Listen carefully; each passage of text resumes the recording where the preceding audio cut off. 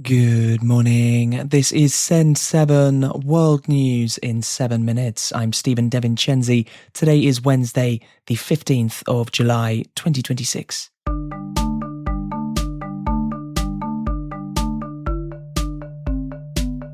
Starting in Asia today, Iran and the United States have continued attacking each other for 4 days in a row. The United States military said that it had hit Iranian military sites in at least 6 locations yesterday, including missile and drone sites and coastal defences. The United Arab Emirates said that 2 Emirati oil tankers were hit by Iranian drones. Bahrain said that its air defences had successfully destroyed Iranian aerial attacks. United States President Donald Trump has said this week that the United States will charge ships tolls for passing through the Strait of Hormuz. However, yesterday he appeared to take this back by saying that countries could invest in the US instead. On the Truth Social platform that he owns, he wrote on Monday that the Strait of Hormuz is open, but from now on, ships should pay 20% of the value of their cargo to the US as a repayment for the US providing security in the strait. Trump gave a similar message on Fox News. We're going to keep the strait, and we'll probably run it. We'll become the guardian of the strait. Maybe we'll call it the guardian angel of the strait, and we should be reimbursed for that. Iranian Foreign Minister Abbas Araghchi said in a statement, quote, "The President of the United States is absolutely right. Whoever provides secure and safe passage of commercial vessels through the Strait of Hormuz should be compensated for this service. Iran has always been the guardian of the strait and will remain so forever. 20% is of course too much. We will be fair." End quote. Trump said yesterday that many leaders of Gulf countries had asked if they could invest in the United States instead of paying tolls, and he agreed. There has also been fighting between Saudi Arabia and Yemen's Houthi rebels for the first time since a ceasefire was signed 4 years ago. The Houthis say that Saudi Arabia bombed Sana'a airport earlier this week and that they responded by attacking an airport in Saudi Arabia. Saudi Arabia supports the internationally recognized government of Yemen, and Iran supports the Houthis. In China, Typhoon Bavi has caused heavy flooding. In northern and eastern regions, 260,000 people have been evacuated and schools have been closed. The area that Typhoon Bavi is affecting is the size of France. This morning, Bavi will hit North Korea. Europe. In France, large firefighting teams are continuing to battle a forest fire close to Paris, including by using planes to pick up water from the River Seine. Western Europe is facing its 3rd heat wave this year.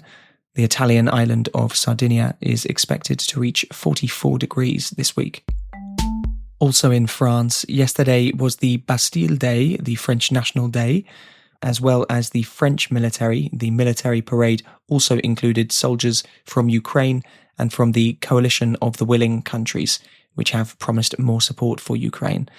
President Emmanuel Macron was joined by Ukrainian President Volodymyr Zelensky and the leaders of Britain, Germany, Spain, Poland, and others.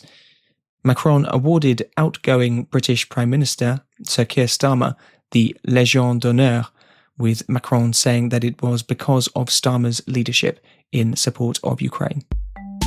In Spain, a 14-year-old boy is being investigated for creating and sharing deepfake pornographic images of female members of his class. Americas. In the United States, over 60 people have been killed in shootings or in detention by ICE, the Immigration and Customs Enforcement Agency, since Donald Trump became president for the second time. Earlier this week, a man was shot dead during a traffic stop. Human rights groups have said that he was a Colombian man who did have permission to work in the US. Mexican President Claudia Sheinbaum has said that her government is filing criminal complaints to the United States Department of Justice over the deaths of 17 Mexican people in the United States who died either during immigration enforcement operations or in immigration detention facilities. United States Secretary of State Marco Rubio has launched a campaign to dismantle the International Criminal Court. For 250 years, Americans have governed ourselves as a free and sovereign people. We choose our own leaders, we determine our own laws, and when we're accused of a crime, we stand for judgment before a jury of our own peers. But as we speak, the ICC and its friends are waging a war against our country, not with bullets or missiles, but with statutes and compacts and the force of so-called international law. International legal experts have pointed out that the ICC only has jurisdiction in countries which have signed up to it. Human rights lawyer Kenneth Roth said Trump wants to be able to commit war crimes on the territory of countries that have accepted the court's jurisdiction. Cuba's power grid collapsed again yesterday, making the third blackout in 9 days.